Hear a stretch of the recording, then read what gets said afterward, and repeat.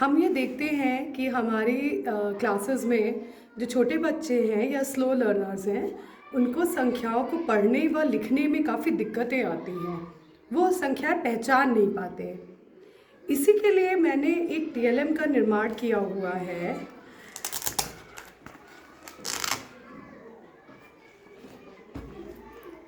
ये जो टीएलएम आप देख रहे हैं, इसमें हमें बच्चे को पहले तो याद करवाना पड़ेगा कि जिस भी संख्या में इकाई में एक होता है, उसकी वर्तनी में का आता है।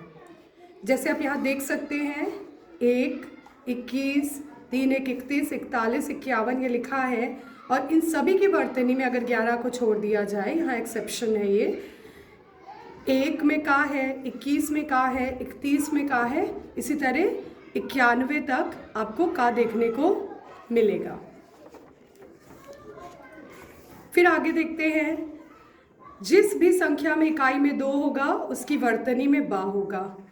2 को छोड़ करके आप देखिए तो 1, 2, 12, 22, 32, 42, इसी तरह 92 तक सभी में आपको वर्तनी में इसकी बा देखने को मिलेगा।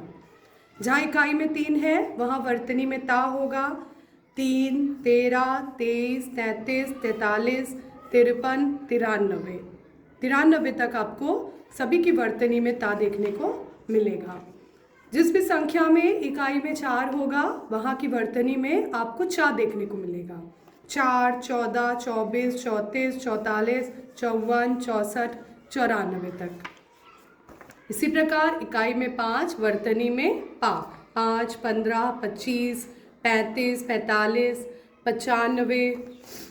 और इकाई में 6 तो वर्तनी में, इकाई में 6 तो वर्तनी में 6, 26, 36, 46।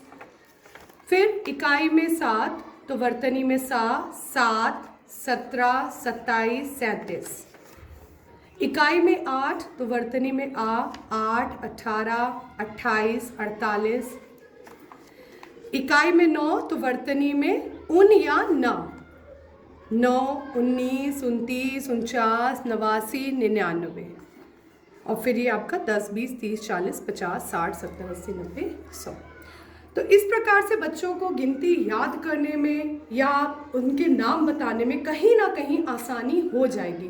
जैसे फॉर एग्जाम्पल, अगर हमने बच्चे को बोला कि ये 2, 6, इसको आप क्या पढ़ेंगे, तो बच्चे को हमने पहले ही बता दिया था कि जो 6 है, जहाँ इकाई में 6 होता है, उसकी वर्तनी में 6 आता है।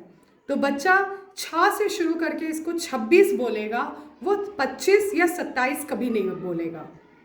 इसको और ज़्यादा, जब बच्चे को ये कंसेप्ट क्लियर हो जाता है, तो हम बच्चे को थोड़ा सा और आगे लेकर आते हैं और हम बच्चे को यह बताते हैं कि जहाँ जहाँ दहाई का अंक 1 होगा, अगर दहाई का अंक 1 है तो उसकी वर्तनी में हा आएगा, उसकी वर्तनी में हा आएगा।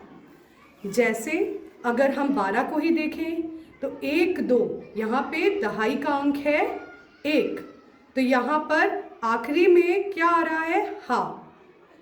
इसी प्रकार अगर दहाई में देखा जाए, दहाई में 2 है, दहाई में 2 है, तो वहाँ पर 20 या फिर सा आएगा। तो देखिए यहाँ पर 22 है। और इसी प्रकार अगर दहाई का अंक 3 होता है, दहाई का अंक 3 होता है, तो उसकी वर्तनी में आखिरी में 30 लिखा होता है।